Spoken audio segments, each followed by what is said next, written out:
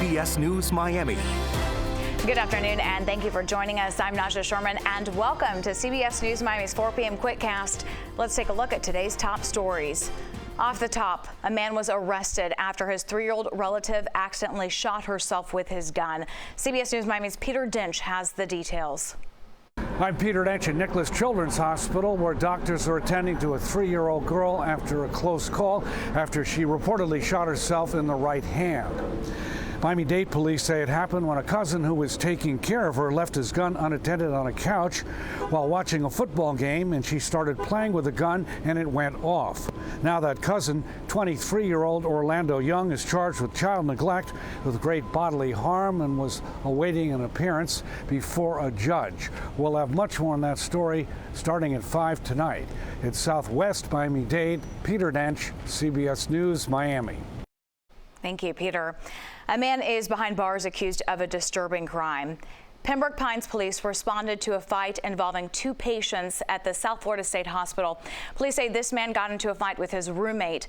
The suspect is accused of punching the victim in the face before gouging out both of his eyes. The suspect faces aggravated battery charges. Always alerting, always tracking. This is Next Weather. And taking a live look outside, just by the shot, you feel like it could start raining any minute, and we are tracking rounds of showers and thunderstorms this week. Let's get right to Next Weather meteorologist Cindy Pressler with what to expect. There are a few out there right now, but really been focusing on the interior or western Broward County this afternoon. We did have some stronger storms in Collier and Hendry and Glades County, but these storms that look at the direction today, moving from south to north, that is the flow. So we still have some rain. That are some storms that are trying to develop really off the coast. Another one just to the north of Pembroke Pines. There's so much juice available in the atmosphere. Temperature has made it up to 91 degrees. So that diurnal daytime heating, that's getting these going. And that stream, the sea breeze, that comes in. The Gulf Stream comes in. It stalls. It produces outflow boundaries. So that's why we're getting these little showers and thunderstorms developing again this afternoon. But right now, the sky does look quite threatening out there. If you live in the Upper Keys, you got some rain coming in around Key Largo. Another storm has just passed to the north across the Upper Keys. So these little showers and storms will continue. As a matter of fact, we have a severe threat. It's kind of a limited severe threat, but it is western Broward and very northwestern Miami-Dade County. That is for today. Temperature right now is 89 degrees, but again, it did make it up to 91. That's our high so far. Feels like 100, but at 2 o'clock today, it felt like it's at 107 degrees. So yes, there's plenty of humidity out there. Showers and storms again overnight. Look at this. Look at this flow. Now we had that cluster that came in last night around midnight. We could see some more showers and storms overnight. That is a possibility. This flow, it's a strong flow. It's going to stay like this as we head through the week. Check this out. Tuesday afternoon again, really favoring the interior and the west coast of Florida. We could see some here as well. Showers and thunderstorms scattered, kind of coming in rounds. So our heavy rainfall threat will be in kind of a limited area here around Miami, Fort Lauderdale area, all the way down to Homestead. So we're going to be watching for that.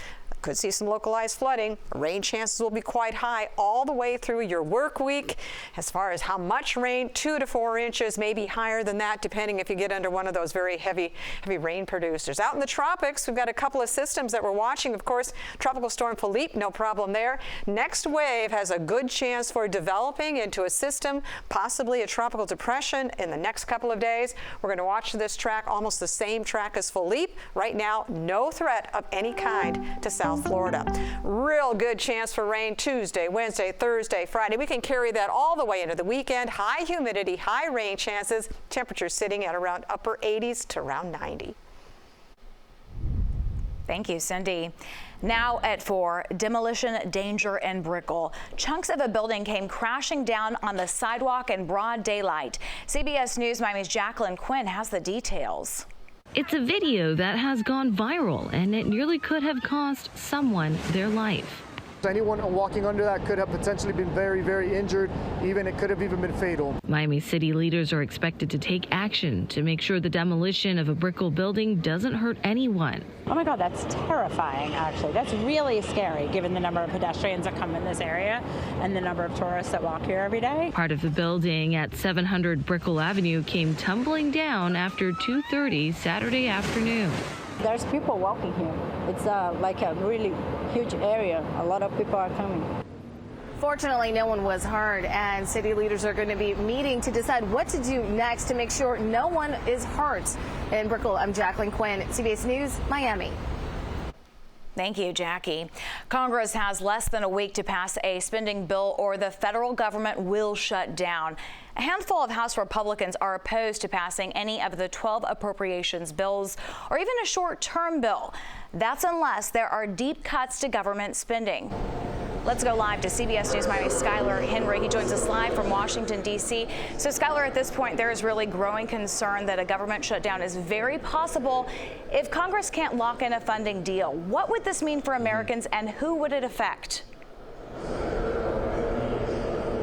Well, hey, Najahe, good to see you. I think really this would target the 4 million federal workers that are out there throughout the country, 2 million civilian workers, including air traffic controllers, TSA agents, and the like. We should point out that services like the Postal Service, Medicare, Social Security, those things will continue to move forward, but some of those workers could absolutely see some of their pay be withheld. They could be furloughed if the shutdown were to happen.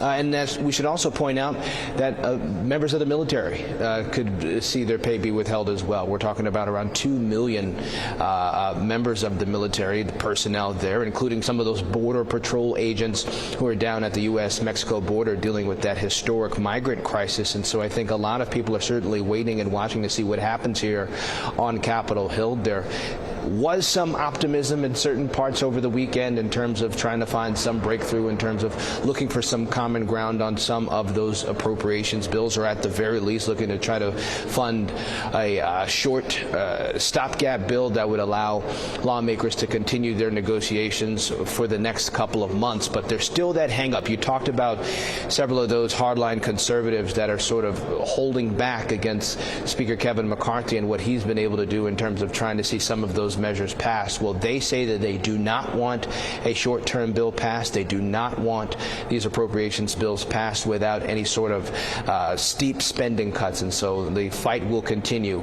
as we are just a few days away from a shutdown. Wow, the range of implications so far-reaching. How would this potentially impact court cases or Congress, even presidential pay? Well, the president will continue to get paid, lawmakers the same, but we should point out that their aides might experience furloughs as well. In terms of court cases, court employees could potentially be furloughed as well. But Supreme Court justices will continue to be paid. Federal and local circuit court judges will also be getting their paychecks as well. As far as what would happen if a shutdown were to happen, well, the judiciary has enough funding to last for about 2 weeks or so. After that, they will start to then pull from different places to try to keep operations moving forward. They did say that if a shutdown were to happen, they would try to scale back on things like non-essential travel, certain things that aren't necessarily related to upcoming cases, those sorts of things, to try to save as much money as possible. Long story less long, everyone looking to make sure to try to keep this government open and keep the lights on. Yeah, it certainly seems as though a resolution is in everyone's best interest. Skylar, thank you for your insight and reporting this afternoon. Messi mania is in full swing. How he has changed the landscape of American soccer. Next. Welcome back to CBS News Miami's 4 p.m. Quickcast. Now to Fins on CBS News Miami. The Miami Dolphins are now 3-0, and that is following a dominant and historic win over the Denver Broncos. The Dolphins scored 70 points in the game. That is the most points ever scored by the Dolphins and the most in an NFL game since 1966. Way to go. Miami also racked up 726 total yards on offense. That is the second most in NFL history. It all amounted to a 70-20 win over the Broncos at Hard Rock Stadium. This isn't compared to anything that I've seen or been a part of. It just talks about the resilience of our team. Although we were up going into halftime, I'm very proud of the guys and the way they continued to play. No one took their foot off the gas. The points don't carry over, but I do think this is a meaningful game for a lot of guys to not let an opportunity on the field together slip through your fingers in any way, shape, or form. Just incredible. Up next, the Dolphins will hit the road on Sunday for a huge matchup against the division rival Buffalo Bills. Kickoff is set for 1 o'clock, and the only place to watch the game is right here on CBS Miami. It has been 2 months since soccer icon Lionel Messi arrived in Miami, and his time here has already been transformational. And we're just not talking about on the soccer field. CBS News Miami's Christian Benavides sat down with our morning anchor team to discuss his impact. At this tap room in Doral, Florida, furry visitors are welcome, but most customers are really there for the goat. They are asking, hey, where I can find the goat. Juan Pipkin is co-owner of Prism Pals Brewery, one of many businesses capitalizing on the arrival of Lionel Messi, considered by many the greatest of all time in the world of soccer. The brewery's special edition beer can has the number 10 and the colors of both Argentina's flag and the Inter Miami team. And we try to do the best beer from the best soccer player in the world. It's not just about Messi's impact here in South Florida. His influence on Major League Soccer is being felt nationwide. Messi sold more jerseys within 24 hours of his announcement than any other player changing teams, edging out Tom Brady and LeBron James. Nico Cantor is an analyst for the CBS Golazo Network, a new soccer streaming channel. The biggest cheer out of all the 22 players from the starting lineup, it doesn't matter if he's an away player, it's always going to be Messi. Oh, Messi! And that's true well beyond the U.S. Cantor says Messi fans around the world are now sporting the Miami logo. There are Messi jerseys being sold in every corner of the world, and it's pink and it has an Inter Miami logo, which is absolutely wild. It's something that Pipkin has also seen happen with his beer. So people are asking for this can in Puerto Rico and China? Yeah, a lot. It's what some are calling the Messi effect. Astonishing pass! Victories on the field and off. Well, another measure of success from Messi, social media.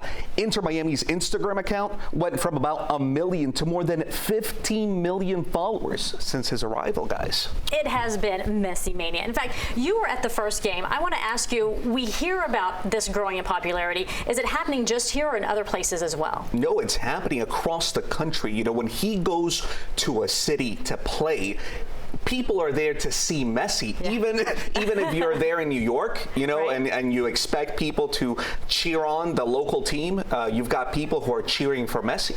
That's amazing. And listen, this is a fan of the sports. People are flocking because they're fans of the sports. Because you can go to a place like Midwest. I'll take Columbus Crew, an MLS team, Columbus, Ohio, huge football town. But if Messi's coming, they know he's coming, they'll turn out for the games. That's exactly That's what you're seeing across the country, though. Yeah, across the country. You know, you look at what happened in Atlanta not too long ago where he was supposed to play, and the tickets went up, and there was a lot of anticipation of him getting there, and then he didn't play. Right. So it's a lot of, it really is Messi mania. And it's not just men, it's women too. I've got my girlfriends, you know, from New York, from Texas, from all over the place going, hey, when we come down to visit, can we go to a Messi game? Can we go to a Messi game? It's called a Messi game. It's a Messi game. There you go. Never thought it's not an way. Inter Miami game. Let's see if this carries over into next season and beyond. All right. Christian, good of you to be here. Thank you. Yeah, good to see you. Thank you, guys. Miami is on fire. That's your Quickcast. I'm Najahe Sherman. Stay tuned for more news right here on CBS News Miami.